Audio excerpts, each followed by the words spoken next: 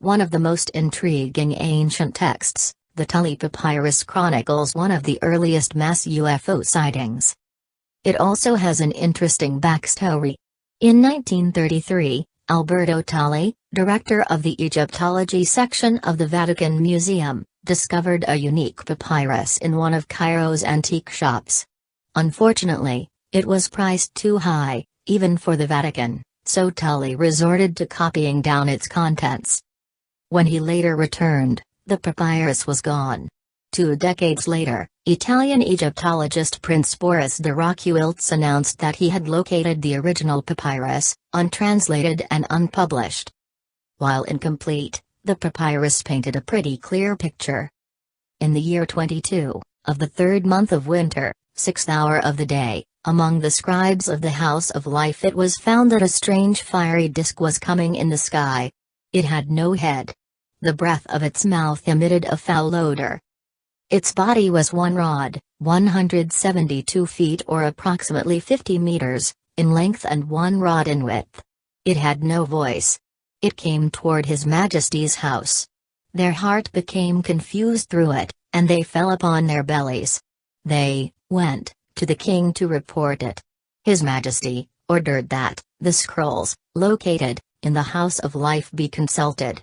His Majesty meditated on all these events which were now going on. After several days had passed, they became more numerous in the sky than ever. They shined in the sky more than the brightness of the sun, and extended to the limits of the 4 supports of heaven. Powerful was the position of the fiery discs. The army of the king looked on, with His Majesty in their midst. It was after the evening meal when the discs ascended even higher in the sky to the south. Fish and other volatiles rained down from the sky, a marvel never before known since the foundation of the country. And His Majesty caused incense to be brought to appease the heart of LBRY, the god of the 2 lands. And it was ordered that the event be recorded for His Majesty in the annals of the House of Life, to be remembered forever. The pharaoh in question is Thutmose III, and the event happened in the first years of his reign, somewhere around 1480 BC.